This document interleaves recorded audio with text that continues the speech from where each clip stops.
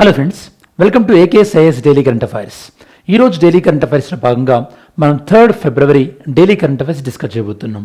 And of course మనం ఈరోజు daily current అఫైర్స్లోకి వెళ్ళే కన్నా ముందు నిన్నటి డైలీ కరెంట్ అఫైర్స్లో నేను మీకు కొన్ని క్వశ్చన్స్ ఇచ్చాను కదా, ఆ క్వశ్చన్స్ ఒకసారి డిస్కస్ చేసిన తర్వాత ఈరోజు టాపిక్స్ మనం డిస్కస్ చేద్దాం.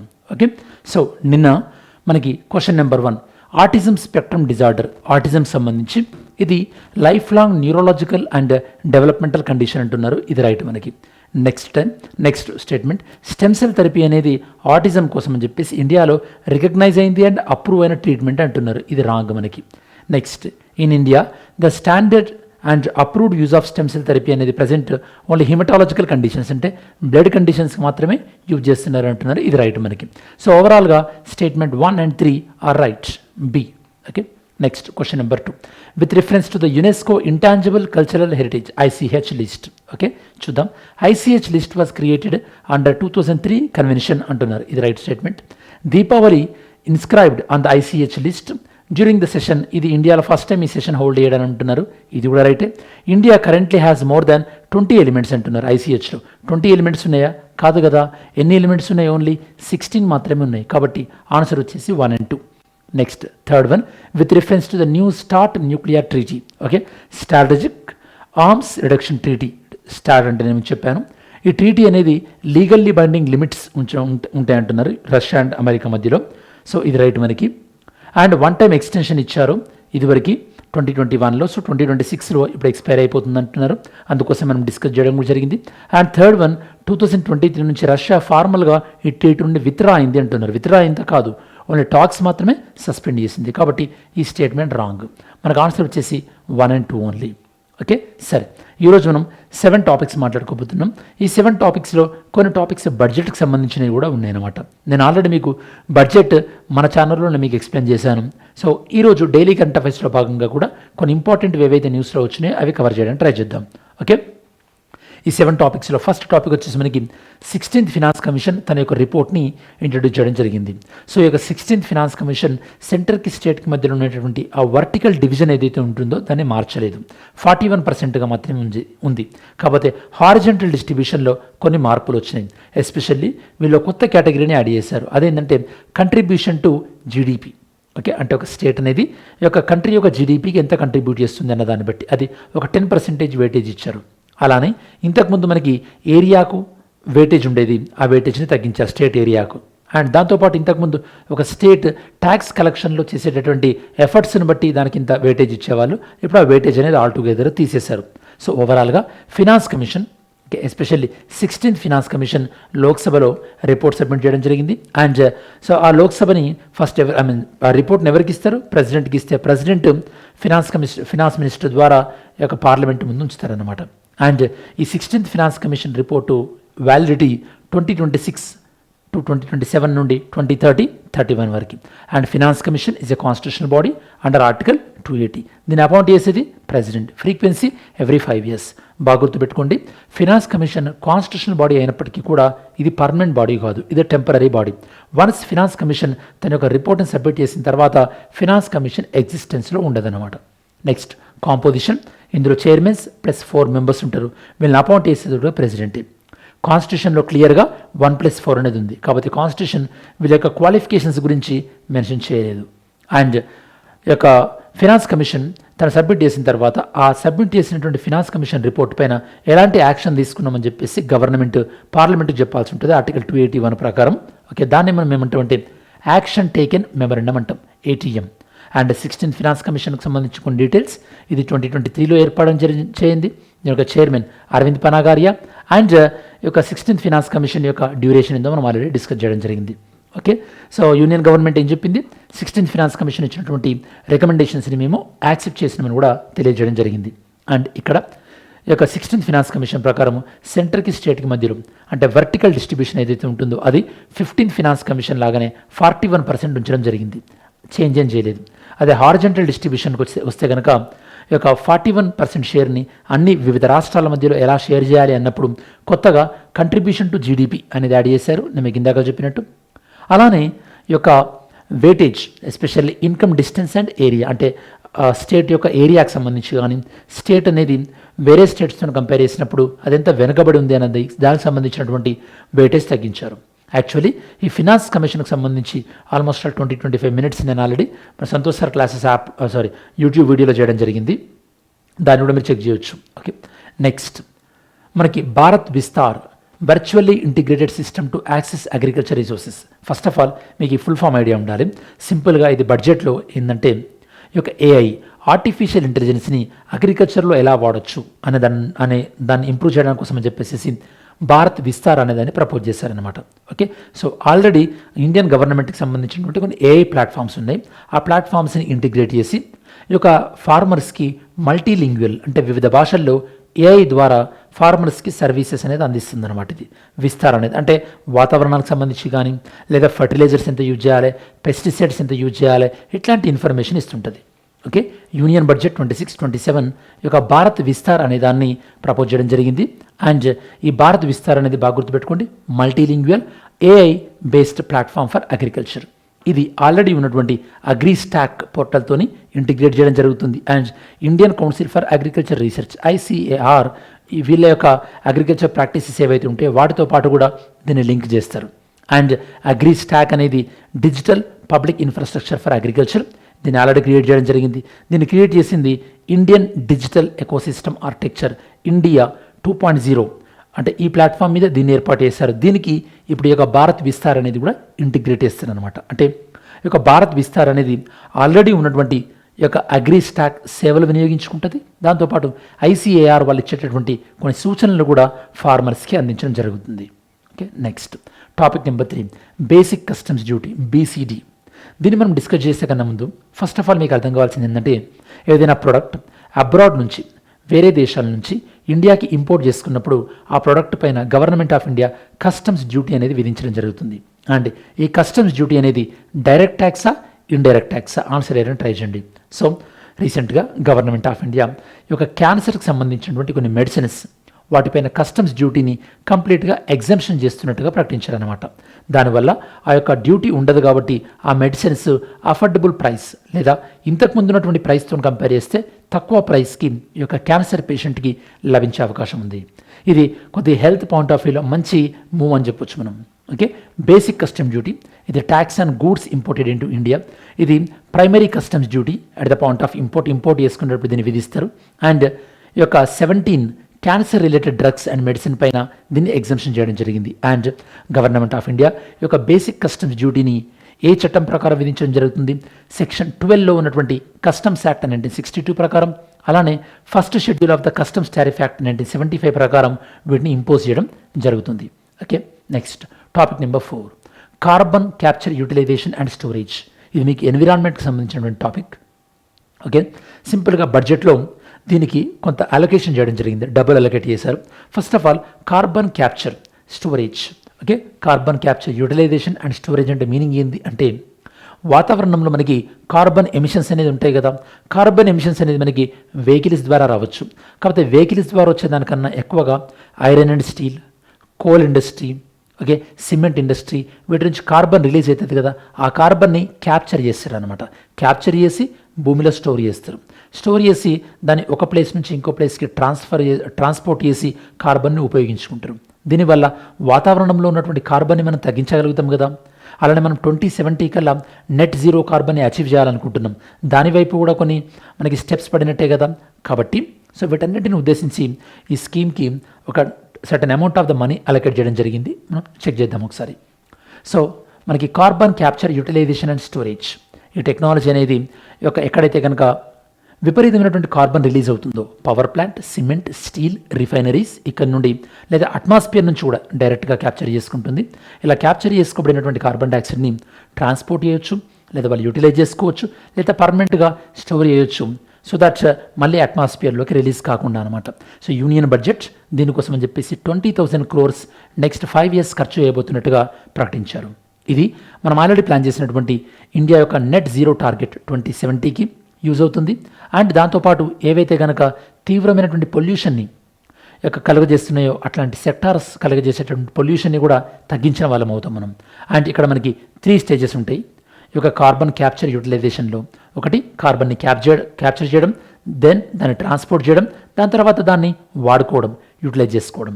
అండ్ గ్లోబల్ లెవెల్లో దీనికి ఐపీసీసీ, ఓకే, సో ఐపీసీసీ వాళ్ళు అండ్ ఐఈఏ ఒక ఇంటర్నేషనల్ ఎనర్జీ ఏజెన్సీ వాళ్ళు దీన్ని అప్రూవ్ చేయడం జరిగిందనమాట. టెక్నిక్ని అప్రూవ్ చేశారనమాట. అండ్ మన గవర్నమెంట్ ఆఫ్ ఇండియా యొక్క ప్యారిస్ క్లైమేటిక్ గోల్కి ఇవి చాలా అలైన్ అయి ఉన్నాయి, అంటే దానికి హెల్ప్ అవుతాయని చెప్పొచ్చు మనం. Next topic number 5, the living root bridges. సింపుల్గా చెప్పాలంటే లివింగ్ రూట్ బ్రిడ్జెస్ అంటే న్యాచురల్గా ఏర్పడినటువంటి బ్రిడ్జెస్ అనమాట. అంటే ఇక్కడ చూశారు కదా, న్యాచురల్గా ఏర్పడినటువంటి బ్రిడ్జెస్ అంటే ఇది మేఘాలయ రాష్ట్రంలో కొన్ని ప్లాంట్స్ వాటి యొక్క రూట్స్ ఏరియల్ రూట్స్ అంటే రూట్స్ పైకి వస్తాయి అనమాట.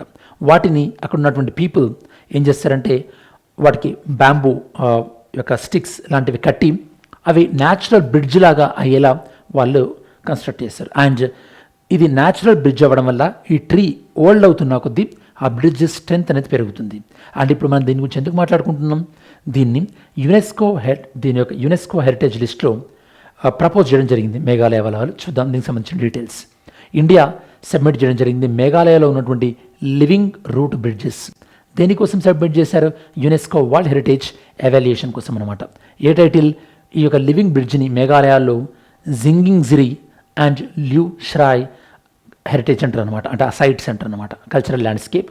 అండ్ ఇండియా నుంచి మనకి యొక్క టోటల్గా యునెస్కో వరల్డ్ హెరిటేజ్ సైట్స్ ఎన్ని ఉన్నాయో ఆన్సర్ చేయడానికి ట్రై చేయండి. ఓకే, రీసెంట్గా మరాఠా వాళ్ళది యొక్క ఫోర్ట్స్కి యునెస్కో వరల్డ్ హెరిటేజ్ సైట్ వచ్చింది. అంతకన్నా ముందు ఈ యొక్క అస్సాంలో ఉన్నటువంటి మోడామ్స్ కూడా యునెస్కో వరల్డ్ హెరిటేజ్ హోదా వచ్చింది కదా. ఓకే, సరే, ఈ యొక్క లివింగ్ రూట్ బ్రిడ్జెస్ ఇవి ఏంటంటే hand grown pedestrian bridges made from aerial roots of living trees. చెప్పాను కదా, రూట్స్ పైకి వచ్చిన తర్వాత వాటి నుంచి బ్రిడ్జెస్ని తయారు చేయడం జరుగుతుంది. లోకల్లీ వీటిని జింగింగ్ జిరి అంటారు అనమాట. అండ్ వీటిని ఇలా తయారు చేసినటువంటి అక్కడ ఉన్నటువంటి ట్రైబ్స్ ఎవరు మనకి, Kashi and Jaintia tribes. Okay, ఇవి వీటి యొక్క ఏజ్ పెరిగిన కొద్దీ ఇవి ఇంకా స్ట్రాంగ్ అవుతాయి. Unlike steel and concrete bridges, steel bridge కానీ కాంక్రీట్ బ్రిడ్జ్ కానీ అవి ఏజ్ అవుతున్న కొద్దీ వాటికి స్ట్రక్చర్ తగ్గుతుంది కదా, ఇది రివర్స్ అన్నమాట. అండ్ వీటిని ఎక్కడ మనం చూడొచ్చు, మేఘాలయాలో, especial east Khasi hills and west Jaintia hills. Famous sites Nongriat, okay, famous site. And వీటిని బిల్డ్ చేసిన వాళ్ళు మీకు ఇందాక చెప్పినట్టు Khasi and Jaintia communities. Reasons especially ఇక్కడ మేఘాలయాలో మీకు తెలుసు నాసిండ్రం, ఓకే, అండ్ చిరపుంజి ఇట్లాంటి ప్లేసులలో విపరీతమైనటువంటి వర్షం ఉంటుంది. అండ్ వర్షం ఉన్నప్పుడు ఆబ్వియస్లీ చిన్న చిన్న రివర్స్ కూడా ఫ్లడ్ అవుతుంటాయి కదా, ఫ్లడ్స్ ఎక్కువ ఉంటాయి కదా, వాటిని క్రాస్ చేయడం కోసం అని చెప్పేసి ట్రైబల్స్ ఈ యొక్క ఇన్నోవేటివ్ టెక్నిక్ని కనుక్కున్నారనమాట. అండ్ వీళ్ళు యొక్క ఏ ట్రీస్ యొక్క రూట్స్ని వీళ్ళు యూజ్ చేస్తుంటారనమంటే ఫైకస్ ఎలాస్టికా, ఇది ఇండియన్ రబ్బర్ ట్రీ అంటారనమాట. ఇది స్ట్రాంగ్, ఫ్లెక్సిబుల్ అండ్ ఏరియల్ రూట్స్ని కలిగి ఉంటుంది. ఫైకస్ ఎలాస్టికా దాని యొక్క రూట్స్ ద్వారా వీళ్ళ యొక్క లివింగ్ బ్రిడ్జెస్ని కన్స్ట్రక్ట్ చేస్తుంటారు. Next 6th one, new consumer price index. మనకి తెలుసు ఈ యొక్క ఇన్ఫ్లేషన్ని క్యాలిక్యులేట్ చేయాలంటే consumer price index and wholesale price index అనే రెండింటిని వాడతారు. కన్స్యూమర్ ప్రైస్ ఇండెక్స్ అంటే మనకు జనరల్గా పీపుల్ రొటీన్గా వాళ్ళు డైలీ ఏవైతే గూడ్స్ యూజ్ చేస్తుంటారో ఆ గూడ్స్ యొక్క యూసేజ్ని, అంటే కామన్గా యూజ్ చేసేటటువంటి గూడ్స్ వాటి యొక్క ప్రైస్ మూమెంట్ని చెప్పేది మనకి కన్స్యూమర్ ప్రైస్ ఇండెక్స్. జనరల్గా కన్స్యూమర్ ప్రైస్ ఇండెక్స్ యొక్క యూజ్ ఏంటంటే ఆర్బీఐ, మీకు తెలుసు ఆర్బీఐ ఇన్ఫ్లేషన్ టార్గెట్ చేస్తుంది 4 ± 2%. ఇన్ఫ్లేషన్ లెక్కించేటప్పుడు కన్స్యూమర్ ప్రైస్ ఇండెక్స్ని కన్సిడర్ చేస్తుంది. అలానే government of India DR allowance, DA కానీ పిఆర్సీ కానీ వాటిని ప్రకటించేటప్పుడు కూడా ఈ యొక్క కన్స్యూమర్ ప్రైస్ ఇండెక్స్ని చూస్తారు. అండ్ ఇన్ని రోజులుగా consumer price index base year అనేది మనకి 2011-12 ఉంటుంది. అండ్ 2011-12ని 2023-24కి చేంజ్ చేయమని చెప్పినటువంటి ఈ యొక్క ఎక్స్పర్ట్ గ్రూప్ రికమెండేషన్ని ఈ యొక్క మినిస్ట్రీ వాళ్ళు రిలీజ్ చేయడం జరిగింది. అంటే మాకు ఇలా సజెషన్స్ వచ్చిందని చెప్పేసి. ఏ మినిస్ట్రీ వాళ్ళు డీల్ చేస్తారు దీన్ని, union minister of statistics and programme implementation, MoSPI అంటారనమాట. వాళ్ళు రిలీజ్ చేశారనమాట. ఏమని, చేంజెస్ ఇన్ కన్జంప్షన్ పార్ట్నర్ అంటే ప్యాటర్న్స్, అంటే 2011-12లో ఉన్నట్టు 23-24లో లేదు కదా. ప్రజలు అప్పుడు వేటి విషయాలపైన అంటే ఖర్చు పెడుతున్నారో ఇప్పుడు వాటిపైనే ఖర్చు పెడుతున్నారా, లేదు కదా. మనకి కన్జంప్షన్ ప్యాటర్న్ మారింది కదా, మనం మారుతున్న దాన్ని ఈ యొక్క సిపిఐ అనేది చూపించాలి కదా. కాబట్టి ఈ యొక్క కన్స్యూమర్ ప్రైస్ ఇండెక్స్ని మార్చండి అన్నారు. అండ్ ఈ యొక్క కన్స్యూమర్ ప్రైస్ ఇండెక్స్ అనేది రిటైల్ ఇన్ఫ్లేషన్ని సూచిస్తుంది. మనకి ఇన్ఫ్లేషన్ అనేది రిటైల్ ఇన్ఫ్లేషన్ ఉంటుంది, హోల్సేల్ ఇన్ఫ్లేషన్ ఉంటుంది. Retail inflation CPI, wholesale inflation WPI, wholesale price index. And ఈ యొక్క కన్స్యూమర్ ప్రైస్ ఇండెక్స్ని కంపైల్ చేస్తుంది ఎవరు? National statistical office NSO under MOSPI, okay, ministry of statistics and programme implementation. దీన్ని ఎవ్రీ మంత్లీ పబ్లిష్ చేయడం జరుగుతుంది. అండ్ CPI ఇండియాలో CPI రూరల్, CPI అర్బన్, అంటే రూరల్లో ఎలా ఉంది ఇన్ఫ్లేషన్, అర్బన్లో ఎలా ఉంది అని రెండింటిని కలిపి CPI కంబైన్డ్ అంటారు అనమాట. Average rural and urban. And inflation targets, RBI inflation target చేయడానికి కోసం అని చెప్పేసి ఈ యొక్క ఇండెక్స్ని యూజ్ చేస్తుంది. ఇన్ఫ్లేషన్ టార్గెట్ ఎంత అనుకుంటున్నారు? 4 ± 2%. అలానే డియర్నెస్ అలవెన్స్ కానీ, ఓకే, సో ఇట్లాంటి వాటిని క్యాలిక్యులేట్ చేయడానికి కూడా ఈ యొక్క కన్స్యూమర్ ప్రైస్ ఇండెక్స్ ఉపయోగపడుతుంది. And next our final topic is Guru Ravidas. ఇది history and culture point of వ్యూలో మీకు చాలా important. Okay, Guru Ravidas first of all తన యొక్క ప్రీచింగ్స్ ఏంటి, అండ్ తనకు ఇంపార్టెంట్ సంబంధించినటువంటి మన రైటింగ్స్ ఉంటాయి, ఇంపార్టెంట్ రైటింగ్స్ ఏంటి, అండ్ రీసెంట్గా తన వార్తల్లో ఎందుకైనా వచ్చారా, వస్తే ఎందుకు వచ్చారు, ఇవి మనం డిస్కస్ చేయాలి. ఓకే, ఫస్ట్ గురు రవిదాస్ ఒక Saint and poet, social reformer and భక్తి మూమెంట్ కాలానికి చెందినటువంటి వ్యక్తి. మీకు ఐడియా ఉంటే కనుక మీరాబాయి గారు తన యొక్క స్పిరిచువల్ గురువుగా ఈ యొక్క గురు రవిదాస్ గారిని భావించడం జరిగింది, స్పిరిచువల్ గురువుగా. And he is also known as Raidas, Rohidas and Ruhidas, తన యొక్క వేరే వేరే పేర్లు. తను శ్రీ గోబర్ధాన్పూర్లో జన్మించడం జరిగింది, నియర్ వారణాసి, యూపీ. ఓకే, యూపీకి చెందినటువంటి వ్యక్తి. బర్త్ ప్లేస్ శ్రీ గురు రవిదాస్ జనం ఆస్థానం చెప్పేసి ఇప్పటికి కూడా దానికి ఒక ఇంపార్టెన్స్ ఉంది. అండ్ హీ బిలాంగ్ టు భక్తి మూమెంట్. మీకు ఐడియా ఉండాలి, భక్తి మూమెంట్ అండ్ సూఫీ మూమెంట్ ఇవేంటంటే ఈ యొక్క క్యాస్టిజానికి అగెనిస్ట్గా, రిలీజియన్ ప్రాక్టీసెస్ చాలా సింపుల్గా ఉండాలి, ఎక్స్పెన్సివ్గా ఉండాల్సినటువంటి అవసరం లేదు అని చెప్పేటటువంటివి. ఓకే, ట్రెడిషనల్గా తను రామానంద యొక్క డెసిపుల్, అంటే తన యొక్క ఫాలోవర్ అనమాట. కాంటెంపరీ ఆఫ్ కబీర్ లాగానే యాంటీ క్యాస్ట్, అంటే క్యాస్ట్కి అగెనిస్ట్గా, ఈగాలిటేరియన్, అంటే అందరికీ సమానమైనటువంటి అవకాశాలు రావాలి అని ప్రతిపాదించినటువంటి వ్యక్తి. ఓకే, మీరాబాయి యొక్క స్పిరిచువల్ గురువుగా ఎవరిని కన్సిడర్ చేస్తారు? గురు రవిదాస్ని కన్సిడర్ చేయడం జరిగింది. అండ్ గురు రవిదాస్ యొక్క లిటరరీ కంట్రిబ్యూషన్స్, తను లిటరరీ పాయింట్ ఆఫ్ వ్యూలో వెర్నాక్యులర్ లాంగ్వేజ్, అంటే లోకల్ లాంగ్వేజ్లో రాసిన వాటిని ప్రోత్సహించారు. అలానే ఈ యొక్క 41 hymns attributed to Guru Ravidas included in the Guru Granth సాహిబ్లో ఉన్నటువంటి మొత్తం యొక్క పద్యాలలో 41 తనకు యొక్క అట్రిబ్యూట్ చేశారు. ఎవరికి? గురు రవిదాస్ గారికి. అందుకోసమే కొంతమంది యొక్క డిమాండ్ ఏంటంటే ఈ యొక్క సిక్ గురూస్ ఎవరైతే ఉంటారో, సిక్ రిలీజన్లో ఉన్నటువంటి గురూస్ ఎవరైతే ఉంటారో వాళ్ళలాగానే గురు రవిదాస్ కూడా అట్లాంటి రెస్పెక్ట్ ఇవ్వాలని చెప్పేసి కొంతమంది యొక్క డిమాండ్ అనమాట. ఓకే, అండ్ తన యొక్క ఫాలోవర్స్ సపరేట్గా రవిదాసియన్ రిలీజియన్ అనే దాన్ని కూడా కొంతమంది స్టార్ట్ చేసుకోవడం జరిగింది. అండ్ గురు రవిదాస్ సంబంధించినటువంటి యొక్క గ్రంథం ఏంటంటే అమృత్ బాణి గురు రవిదాస్. అండ్ రీసెంట్గా అంటే ఈరోజు మనం గురు రవిదాస్ గారి గురించి ఎందుకు మాట్లాడుకుంటున్నాం? ఎందుకంటే first of all every year Ravidas Jayanti అని చెప్పేసి తన బర్త్ యానివర్సరీని సెలబ్రేట్ చేసుకుంటారు. At the same time Adampur airport పంజాబ్లో ఉంది, దీనికి రీసెంట్గా గురు రవిదాస్ అని చెప్పేసి రీనేమ్ చేయడం జరిగింది, పేరు మార్చడం జరిగింది. సో కాబట్టి మనం ఈరోజు వీడియోలో మాట్లాడుకుంటున్నాం. సరే, ఇప్పటివరకు మనం డిస్కస్ చేసినటువంటి కంటెంట్ పైన కొన్ని MCQ క్వశ్చన్స్ సాల్వ్ చేయడానికి ట్రై చేద్దాం. Question number 1, with reference to 16th finance commission consider the following statement. 16th finance సంబంధించి ఇది ఒక కాన్స్టిట్యూషనల్ బాడీ అంటున్నారు, ఆర్టికల్ 280 ప్రకారం. సెకండ్, 16th ఫినాన్స్ కమిషన్ అనేది ఒక స్టేట్స్కి ఇవ్వాల్సినటువంటి షేర్ ట్యాక్స్ని ఇంక్రీజ్ చేయమని చెప్పింది అంటున్నారు compare to 15th finance commission. Third one, contribution to GDP అనేదాన్ని కొత్తగా యాడ్ చేశారు హారిజాంటల్ డెవల్యూషన్లో 16th ఫినాన్స్ కమిషన్ అంటున్నారు. Next question number 2, with reference to carbon capture utilisation and storage, దీనికి సంబంధించి ఈ యొక్క CCUS ఇందులో మనకి కార్బన్ని ఈ యొక్క లార్జ్ సోర్స్ అంటే పాయింట్లో మనకి స్టోర్ చేస్తారంటున్నారు. ఓకే, అట్మాస్ఫియర్ నుంచి కూడా స్టోర్ చేయొచ్చు అంటున్నారు. అండ్ దీన్ని international organisations like IPCC and IEA recognition అంటున్నారు.